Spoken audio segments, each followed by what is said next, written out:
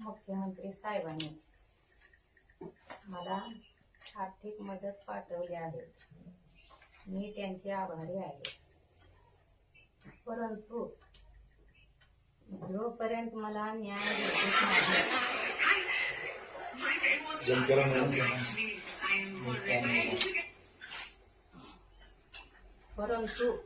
जोपर्यंत मला न्याय भेटत नाही तोपर्यंत आर्थिक मदत स्वीकारत नाही. कसं आहे माहिती काय, मी